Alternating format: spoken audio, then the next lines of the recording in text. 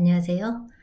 이번 시간에는 모의고사 1회차 제6강을 시작하겠습니다. 6강은 CS 전략론 우리 51번부터 60번까지에 해당하는 부분입니다. 51번 문제는 고객만족도 조사 원칙을 찾는 문제예요. 모두 선택하라고 했죠, 그죠? 고객만족도 조사 원칙은 모두 3가지. 여기서 3가지를 찾아주시면 되겠습니다. 먼저 개념을 좀 살펴보겠습니다. 우리 전략 파트 171페이지부터 172페이지까지 참고하시면 되고요. 고객 만족도 조사는 3가지 원칙 중 하나는 계속성의 원칙이에요. 계속성의 원칙이라는 것은 고객 만족도를 조사할 때 과거에도 해야 되지만 현재도 진행해야 되고 미래에도 할 수 있어야 된다는 거예요. 그래서 과거, 현재, 미래에 대한 데이터를 비교할 수 있도록 정기적으로 계속해서 실시해라, 이런 의미를 가집니다. 두 번째는 정량성의 원칙인데, 정량이라는 것은 수치로 나타낼 수 있어야 되는 것, 숫자로 표현할 수 있는 것, 그죠? 일반적으로 고객 만족도 조사는 보통은 5점 만점에 5점 척도로 나타내는 경우도 있고요. 7점도 있긴 해요. 가장 일반적인 게 5점 척도로 나타내는 거. 우리가 시험을 치면 100점 만점으로 해서 수치로 나타낼 수 있죠. 이런 것들은 다 정량성의 원칙에 따르는 거고요. 그 다음에 수치로 나타낼 수 없는 데이터를 우리가 어떤 데이터라고 하죠? 정성 데이터라고 합니다. 이 정량 데이터랑 이 정성 데이터는 조금 차이가 있죠. 정성 데이터 같은 경우는 수치로 나타낼 수 없다라는 거, 숫자로 표현이 가능하지 않다, 이런 내용이에요. 그렇다면 그런 부분 같은 경우는 뭐가 있을까요? 소비자의 감성, 그죠? 감정, 마음, 이런 것들은 우리가 수치로 나타낼 수 없는 데이터들이죠, 그죠? 이런 데이터를 수집을 할 때는 정성적인 기법을 이용해서 수집을 하는 거예요. 근데 고객 만족도를 조사하는 것은 우리가 지수화해서 수치로 나타낼 수 있어야 되잖아요. 비교할 수 있어야 되기 때문에 반드시 정량 조사를 해야 된다. 정량성이 원칙이다. 그래서 항목별로 정량적 비교가 가능하도록 조사하는 것이 중요하다. 일반적으로는 5점 또는 7점 척도를 사용한다, 이렇게 보시면 되고요. 세 번째는 정확성의 원칙이에요. 조사를 할 때 정확하게 조사를 하기 위해서는 가장 중요한 게 조사 대상이 잘 설정이 되어야 되겠죠, 그죠? 그래서 조사 대상의 표본이 적절한가, 그 데이터에 우리가 조사하려고 하는 부분에 대한 응답을 할 수 있는 사람인가를 봐야 되겠죠. 그리고 조사 항목, 우리가 설문지로 조사를 일반적으로 많이 하는데 그 조사 항목이 만족을 충분히 조사할 수 있는 내용으로 구성되었는가, 그 다음에 조사 방법이 적절한가. 일반적으로는 설문조사를 가장 많이 진행을 하는데 서베이 방법이 가장 많이 쓰인다고 보시면 돼요. 그 다음에 조사 담당자가 적절한가, 이 3가지를 원칙으로 삼고 있습니다. 그래서 시험 문제에서는 첫 번째 유형은 앞에서 봤던 이 문제죠. 그래서 정량, 정확, 계속해서 답은 5번이에요. 이런 유형 문제가 하나 나오고요. 그 다음 또 하나는 보기에 들어가겠죠. 보기에 해당하는 것은 이렇게 찾겠죠. 똑같이 정량성의 원칙이나 정확성의 원칙도 똑같이 이렇게 시험 문제가 다 한 번씩은 나왔던 문제이기 때문에 모두 다 기억을 해 주셔야 될 것 같습니다. 다음 52번, 평가 시스템 구축을 위해 다음과 같이 조사 계획을 수립할 경우 이에 해당하는 수집 방법, 자료 수집 방법을 묻는 거죠. 조사 방법이죠. 그래서 어떤 조사 방법이 있는지 먼저 살펴보고 문제를 풀게요. 일반적으로 가장 많이 하는 게 조금 앞전에서도 얘기했는 것처럼 서베이법을 가장 많이 씁니다.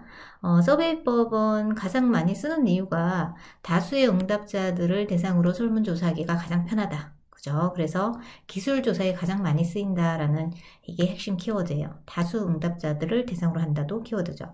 그래서 조사 문제가 명확히 정의된 경우에 이용하는 경우가 많아요. 그 대상에 대해서, 그 조사 키워드에 대해서 우리가 하는 거죠. 그 다음에 정형화된 설문지를 사용하는 경우가 굉장히 많죠. 그리고 고객이 알고 있는 정도, 신념, 선호도, 만족의 크기를 측정하기 위해서 설문조사를 진행하는 것도 모두 다 서베이법에 해당된다, 이렇게 보시면 되겠습니다. 그렇다면 서베이법의 장점과 한계점이 있죠.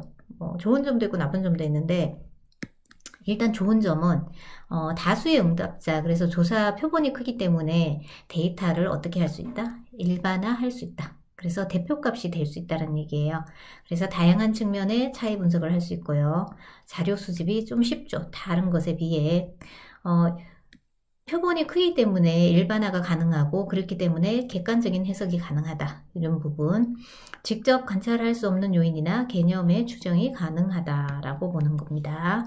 그 다음에 한계점으로는 가장 기본적인 게 서베이법은 설문지 개발을 해야 되겠죠. 설문지 개발에 어려움이 좀 있다. 그 다음에 탐사 방식에 의한 깊이 있는 질문은 좀 불가능하겠죠. 그 다음에 여러분들이 좀 기억해야 되는 부분이 시간이 많이 걸린다. 장시간. 단시간이 아니라 장시간이 걸리는 거는 밑에 낮은 응답률과 연관이 되겠죠. 그죠? 그래서 보통은 이제 직접 현장에서 수집하는 경우는 바로바로 수집이 가능하겠지만 만약에 뭐 우편으로 하거나 또는 요즘은 SNS로도 하죠. 그죠? SNS로 했을 경우에 응답률이 얼마가 될 것인가. 그래서 우리가 설문조사 하기 전에 응답 시간을 정해주는 것도 중요하겠죠. 뭐 24시간 이내, 뭐 이틀 이내, 언제까지, 몇 시까지라고 구체적으로 정해주는 게 중요하겠죠. 그리고 응답의 정확성 문제도 있어요. 그래서 설문조사는 객관식이다 보니까 그냥 뭐 조사에 응하시는 분들이 정말 정성껏 해주는 경우도 많겠지만 귀찮아하는 사람들도 굉장히 많죠. 그런 사람들 같은 경우는 오늘은 다 3점만 찍을까? 뭐 해서 쭉 아니면 대각선? 이런 식으로 하는 경우도 굉장히 많아요. 그래서 부적절한 통계 기법 사용으로 인한 현실 오도 가능성이 있다라는 한계점을 지닌다. 여기에서 정확하게 기억해야 되는 거는 여러분들이 장시간 걸리는 한계점 꼭 기억하셔야 되고요. 그 다음에 장점에서는 객관적 해석이 가능하다. 이 정도 기억하시면 되겠습니다. 당연히 빨간색 키워드는 시험 문제 나왔던 문제니까 반드시 기억하셔야 되고요. 그래서 돌아가 보시면 보기에 보니까 조사 제목 KCS뱅크 이용 실태와 의견에 대한 자료 수집이네요. 조사 방식은 각 면접원은 자신에게 할당된 조사 지역에서 조사 대상자에게 설문지를 준다고 되어 있죠. 조사 절차를 보며 할당된 지역에 도착하면 해당 지점의 고객에게 무작위로 접근하여 현장에서 바로 받겠다는 얘기네요. 정중히 자신을 소개하고 설문조사에 협조를 요청한 기간은 이렇게 되고요. 그래서 면접 대상은 KI뱅크를 지점을 이용하는 사람 면접원당 30명, 그 다음에 제공물은 설문지 35매, 그래서 여분 5매 포함합니다. 이러한 방법으로 조사를 하는 방법은 우리가 설문지라는 단어가 들어가면 서베이법이라고 선택을 하시면 돼요. 우리 문제에서. 그 다음 53번 마케팅 조사 시 조금 전에 이제 정성기법 제가 설명을 드렸는데 정성조사 기법을 적용해야 하는 경우로 가장 거리가 먼 것은 찾는 거죠. 그러면 여기서는 정성과 정양의 비교 문제라고 보시면 되겠습니다. 두 가지를 정확하게 알아야 풀 수 있는 문제죠. 그래서 먼저 정성조사, 정양조사 두 개의 비교를 보겠습니다. 일반적으로 정성조사는 앞에 설명했듯이 소비자 마음 안으로 들어간다고 되어 있죠. 그래서 그들을 이해하고 탐색, 진단하는 조사 방법이다. 그래서 인원이 굉장히 적게 진행한다라는 거고요. 기본적으로는 핵심 키워드만 제가 읽을게요.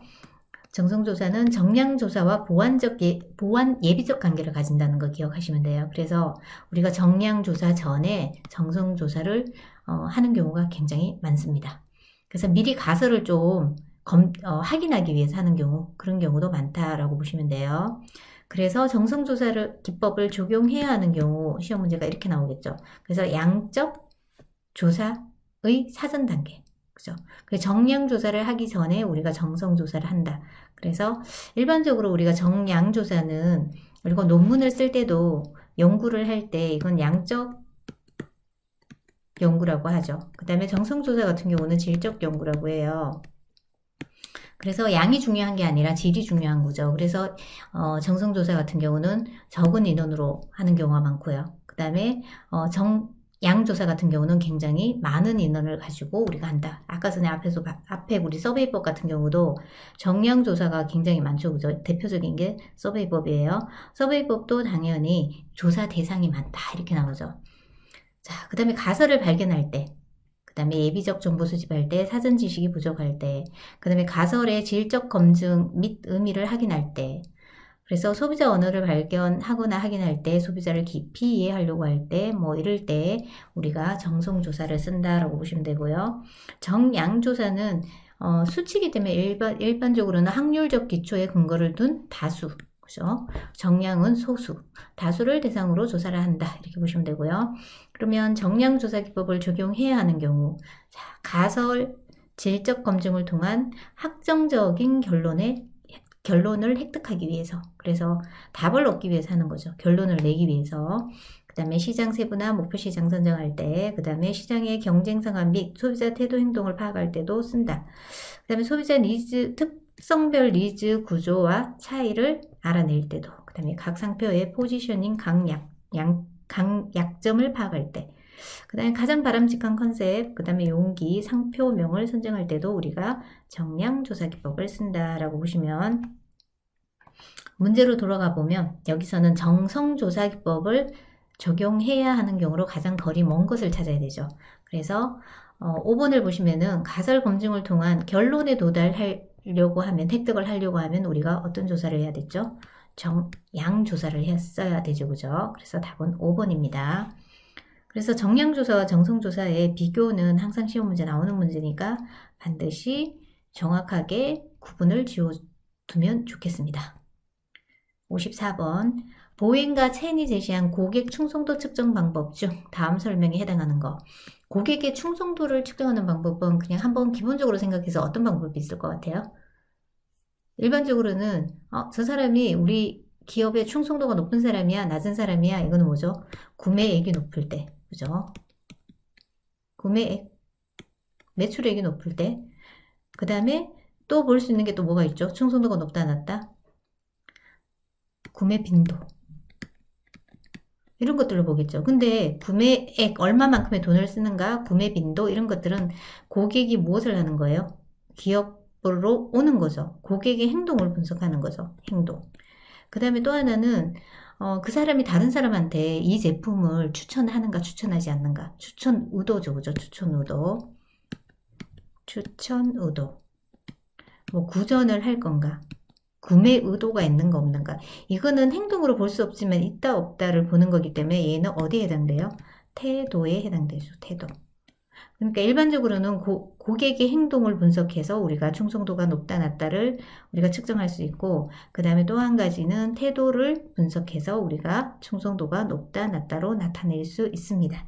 그래서 조금 더 살펴보면 196에서 197페이지인데 행동적으로 측정하는 방법에는 나와 있죠. 반복적 구매 행위를 고려하여 반복 구매 행동, 구매 비율, 구매 빈도 등으로 측정할 수 있다. 이렇게 되어져 있습니다. 그래서 측정 방법이 위에 거와 똑같이 이렇게 나오죠. 구매 비율, 구매 가능성, 제품 재구매 가능성, 그죠? 구매 빈도, 반복 구매 행동, 구매 순서, 이런 것들로 우리가 체크를 해서 행동적으로 이 사람이 충성도가 높다 낮다를 가려내는 거고요.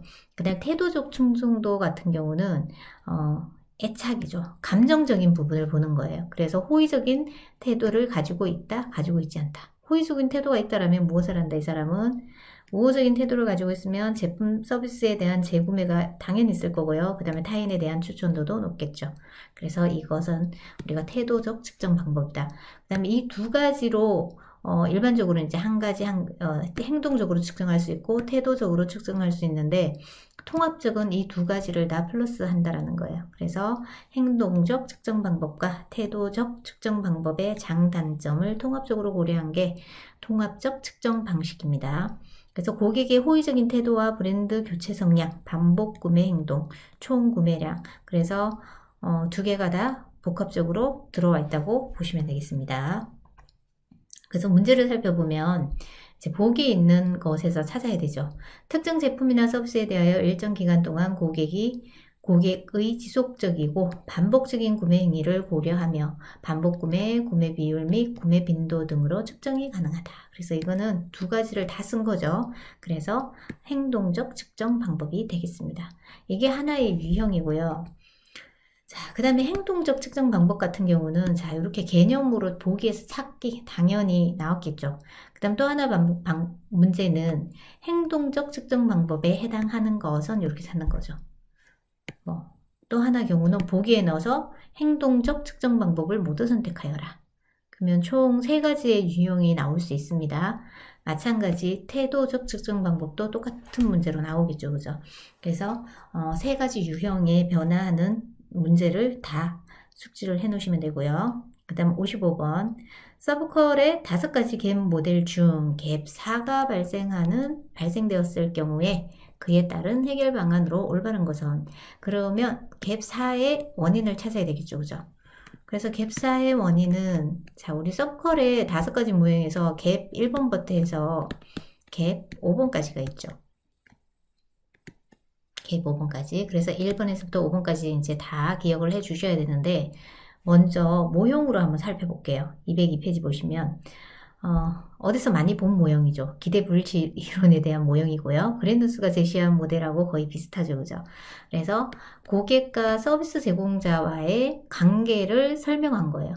고객과 서비스 제공자 사이에 발생하는 갭을 분석을 한 거기 때문에, 보시면 일단 고객은 어떤 거, 기대에 어떤 요소들이 영향을 미친다? 뭐 구전이라든가 개인적 니즈나 과거의 경험에 의해서 기대가 형성이 되죠. 영향을 받겠죠. 그 다음에 서비스를 구매한 후 써보고 난 다음에 알아채는 거, 좋다 나쁘다 알아채는 게 지각 서비스죠. 여기에서 나타나는 게 갭 5번이에요.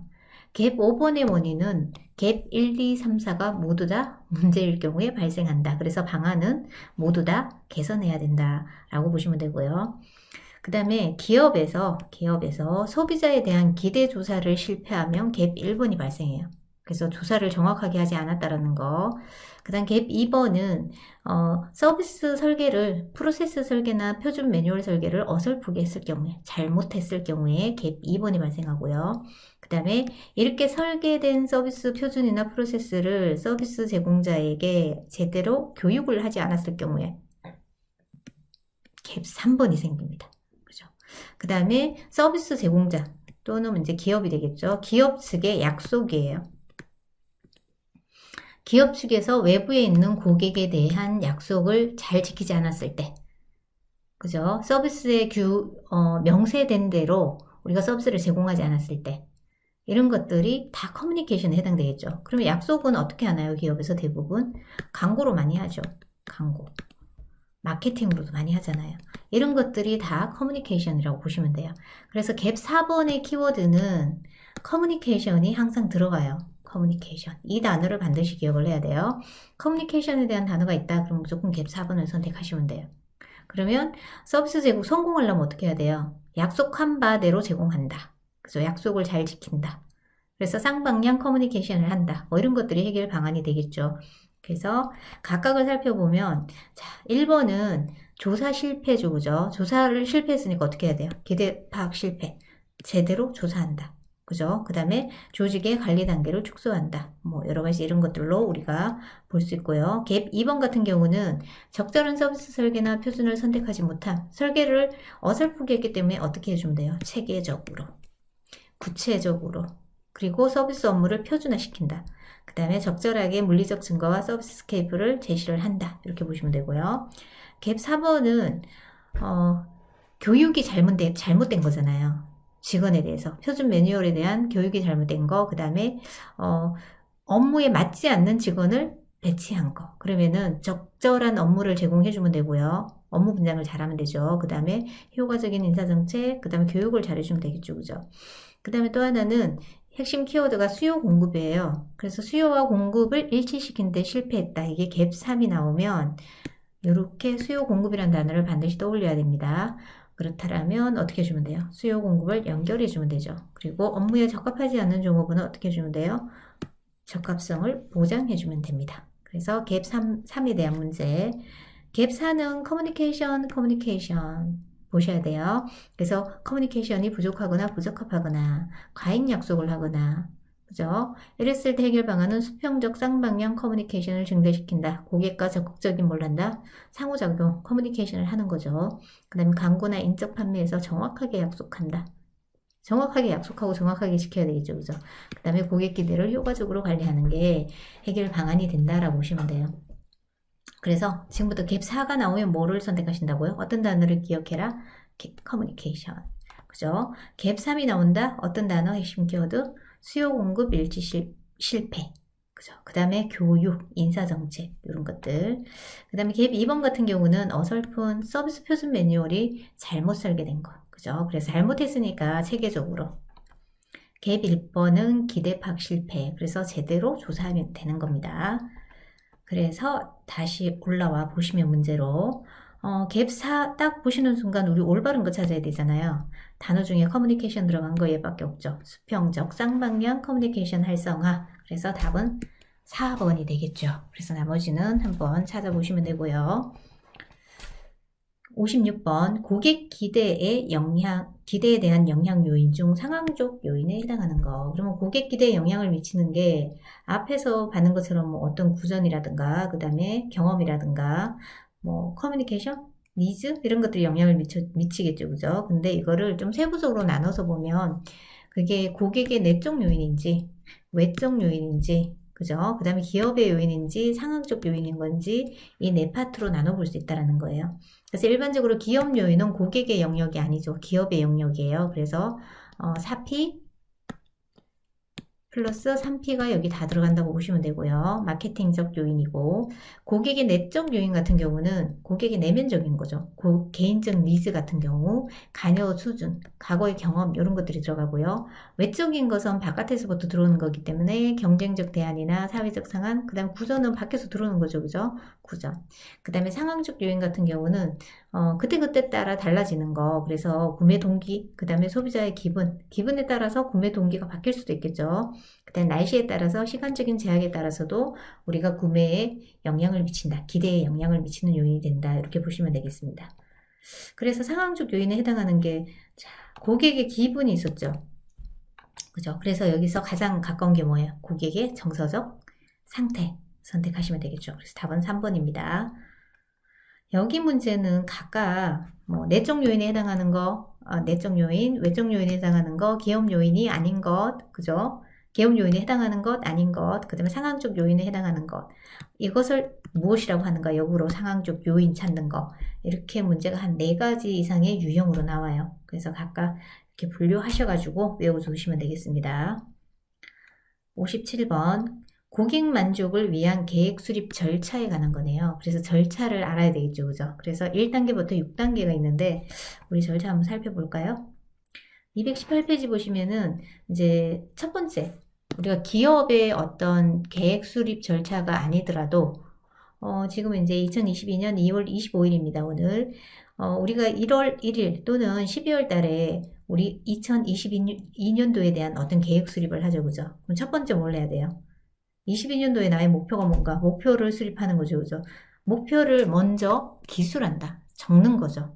그래서 기업에서는 기업의 목표를 기술하는 것을 우리는 기업의 사명을 설정하는 단계라고 해요. 그러면 시험 문제에서 기업의 사명을 설정하는 단계에 해당하는 것 이렇게 찾는 문제가 한 문제 있습니다. 그래서 이 단계는 기업의 목표 기술 단계다. 이렇게 찾는 문제. 목표가 정해졌으면 어떻게 해야 된다? 분석해야 되죠. 그러니까 기업의 내외부 환경 분석을 해야 돼요. 이때 우리가 기업의 내외부 환경 분석하는 게 수학 분석을 많이 하죠. 그죠? 기업의 강점과 약점, 그 다음에 기업의 외부의 위험 요인과 기회 요인을 분석을 먼저 해봐야 되고요. 그 다음에 이제 마케팅 목표를 설정해야 되겠죠. 그죠? 이때 목표를 설정할 때는 구체적으로 설정을 하고요. 측정 가능해야 되고요. 그 다음에 기간을 명시를 해야 돼요. 그렇다면 만약에 내가 토익을 시험을 2022년도에는 토익 시험을 칠 거야. 막연하게 이렇게 목표를 기술을 하면 안 되겠죠. 그죠? 목표 기술 단계에서는 토익 시험 이렇게 치더라도 이 토익을 토익 점수를 내가 얼마 받을 건지 구체적으로 설정은 안 한 거죠. 그래서 이렇게 할 때 어떻게 해야 된다고요? 구체적으로 토익을 어떻게 해요? 900점 점수를 900점으로 언제까지? 3월 31일까지 이렇게 구체적으로 제시를 해야 된다는 거예요. 그 다음에 목표 달성을 위한 전략 수립을 그 다음 단계에서 하죠. 그죠? 그래서 이렇게 정해졌으면 이 900점을 취득하기 위해서 어떻게 내가 행동을 해야 되는 거죠. 그죠? 그래서 달성하기 위해서 무엇을 해야 되는가를 설정하는 단계가 전략 수립 단계, 세부 전략을 수립하는 거예요. 그래서 인터넷 강의를 들으면서 학원을 가서 뭐 독학으로 뭐 여러 가지 방법으로 설정할 수 있겠죠. 그죠? 그래서 하루에 1시간씩, 뭐 하루에 2시간씩 이런 구체적인 어떤 계획 수립을 하고요. 전략을 수립해야 되는 거고요. 그 다음 단계는 전략 수행을 위한 프로그램을 작성해야 되겠죠. 그 다음에 실행 재검토를 해야 됩니다. 그래서 보면 문제가 각각의 단계별로 정확하게 연결이 돼야 돼요. 그죠? 그래서 우리 4번 보시면 1단계는 목표 기술 맞죠? 2단계 환경 분석, 3단계 마케팅 목표 설정. 우리 라에서는 뭐가 이루어졌어야 돼요? 목표가 설정이 되었으면 목표를 어떻게 도달할 것인가 전략을 수립한 단계죠.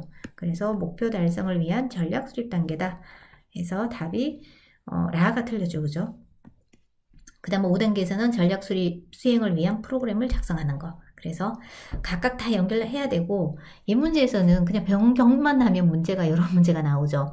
가나 다라 마니까 총 몇 문제? 5문제로 낼 수 있어요. 5문항으로. 그죠? 끼워 넣기 5개 다 나오니까 기억하셔야 되고요. 그리고 또 하나는 순서대로 나열하는 거 기억하셔야 되겠죠. 그죠? 순서대로 바르게 나열하는 것은. 그 다음에 또 하나가 아까 전에 어떤 문제가 있었죠? 기업의 사명을 설정하는 단계. 해당하는 기업의 목표 기술 단계. 이렇게 총 유형은 3가지가 나와요. 그래서 3가지에 대해서 정확하게 숙지를 해 놓으시기 바랍니다. 그 다음 58번. 이거는 신조어에 대한 얘기네요. 그죠? 그래서 가장 알맞은 용어인데 한번 여기 나온 신조어를 한번 볼까요? CP족, 그래서 이거는 오렌지족의 무계획적인 소비생활과 감각적인 문화 형태에 반발하여 지적 개성, 그러니까 지식이죠. 그죠? 지적 개성을 강조하고 심플 라이프를 추구하는 신세대 젊은이들을 말한다. 그래서 개성, 그 다음에 지성, 그 다음에 전문성, 이에 C에 I, 그 다음에 P를 따서 CP족이라고 합니다. 그 다음 시험 문제에는 자, 이 문제 나왔고요. 지금.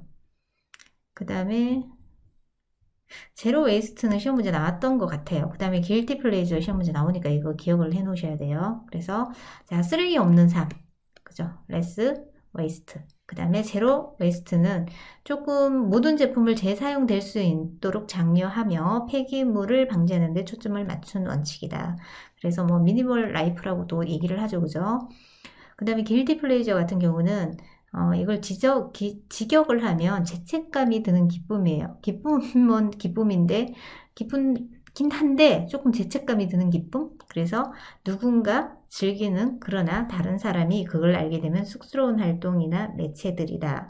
그것들은 책, 영화, TV 쇼, 음식 등이 될 수도 있다. 이런 걸 갖다가 길티 플레이저라고 합니다.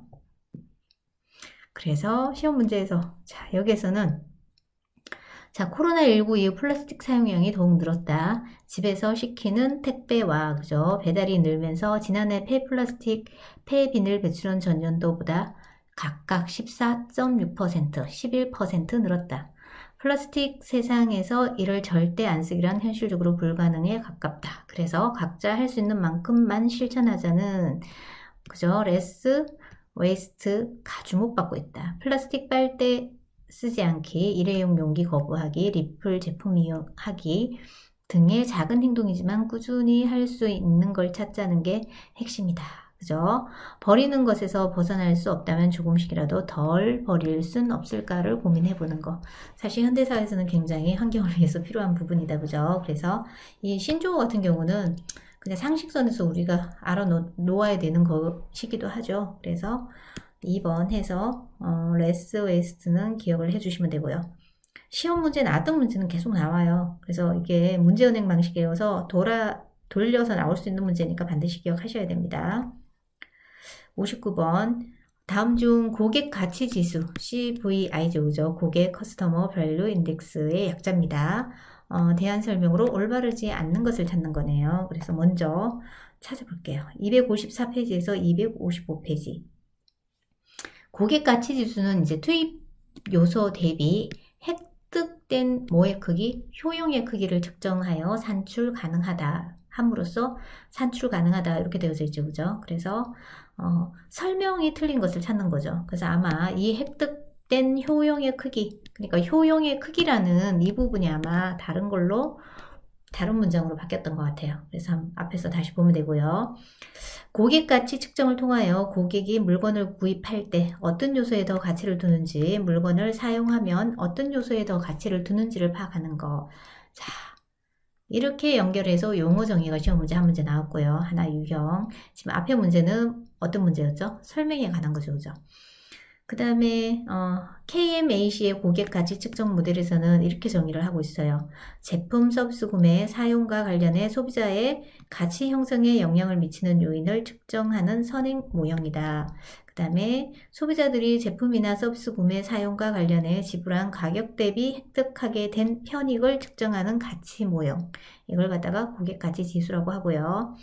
그 다음에 측정 단계는 각각 이 단계가 시험 문제 연결하는 게 시험 문제 나와요. 첫 번째는 고객 가치를 지수를 측정할 때는 제일 먼저 해야 될 일이 고객의 데이터를 분석하는 거죠. 니즈를 수집하거나 분석하는 게 1단계. 2단계에서는 가치 요소를 발굴하고요. 3단계에서는 추출된 고객 가치 요소를 활용해 리서치를 시행한다. 그 다음 4단계에서는 고객 가치 측정 모델에 의해 현재 가치 수준을 측정하고 핵심 가치를 추출한다. 그 다음에 5단계는 4단계를 바탕으로 고객가치 컨셉을 도출하고요. 6단계는 고객가치 향상을 위해 전략 과제를 도출하는 프로세스로 진행을 한다. 해서 각각 연결하는 거. 이 3단계가 빨간색이니까 3단계가 나왔겠다. 그죠? 그래서 우리 설명으로 틀린 것을 찾으면, 자, 2번을 보시면 고객 가치 지수는 투입 전 요소 대비, 우리 아까 전에 여기 뭐가 있었죠? 획득된 효용의 크기죠. 그죠? 그래서 앞에 획득된 효용의 크기라고 되어 있죠. 근데 여기가 어떤 단어 때문에 틀린 거예요? 잠재라는 단어를 지우면 답이 맞는 문장이 되겠죠. 그래서 이 잠재를 지우고 획득된 효용의 크기를 측정함으로써 산출이 가능하다. 이렇게 문장이 바뀌어야 맞는 문장이 됩니다. 그래서 틀린 오답은 2번입니다. 그래서 2번으로 체킹을 하시면 될 것 같고요. 나머지는 그냥 읽어보시면 될 것 같아요. 이 문제의 유형은 이 문제의 유형 하나밖에 없어요. 그래서 이 문제를 정확하게 풀어놓으시면 될 것 같습니다.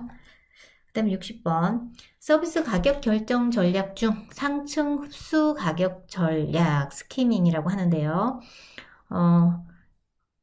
이 정책을 사용해야 할 경우로 가장 적합하지 않는 것을 찾는 거죠.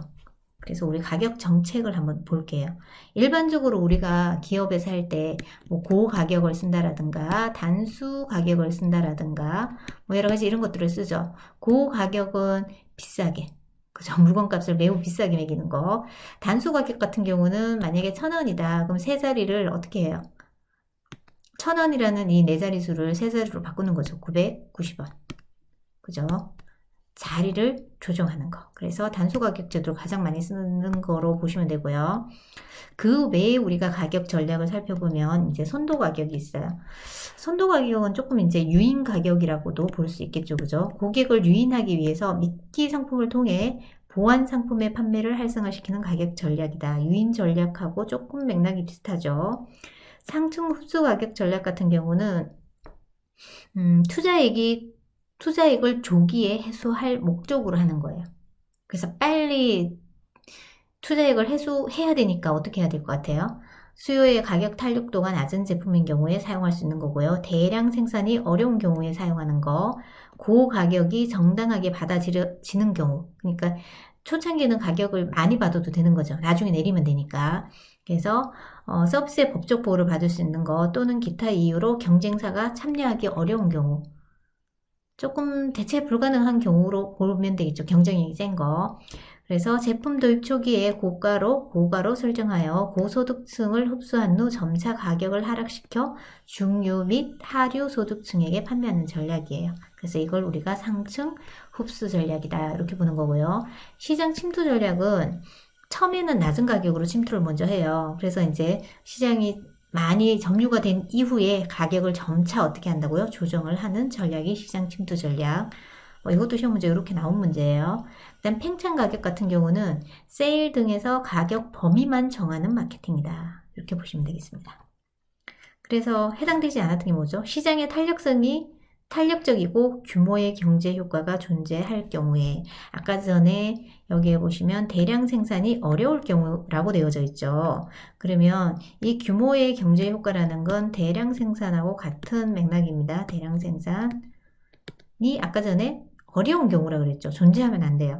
규모의 경제 효과가 있다는 건 대량 생산이 가능하다는 뜻이죠. 그죠? 존재하지 않을 경우라고 해야 답이 되겠죠. 그래서 답은 4번이 되겠습니다. 자, 여기서만 하더라도 상승 흡수 가격 전략이 아닌 것은 유형한 문제 나오고요. 그 다음에 또 어떤 문제가 나오겠어요? 우리 빨간색이 막 많은 거 보니까 여기에 이렇게 보기에서 상승 흡수 가격 전략을 찾는 게 나오겠죠. 이렇게 한 문제가 나오고요. 똑같이 이 가격 전략에 해당하는 거 찾는 거죠. 똑같이 이것도 가격 전략에 해당하는 거. 그럼 총 3문제가 나왔다는 얘기예요. 그리고 상승 흡수 가격 전략에 대해서는 2문제의 유형이 나옵니다. 그래서 각각에 대해서 정확하게 공부를 해 놓으시기 바라겠습니다. 그래서 우리 6강은 여기서 마치고 다음 강에서 만나기로 하겠습니다. 그래서 고생하셨습니다.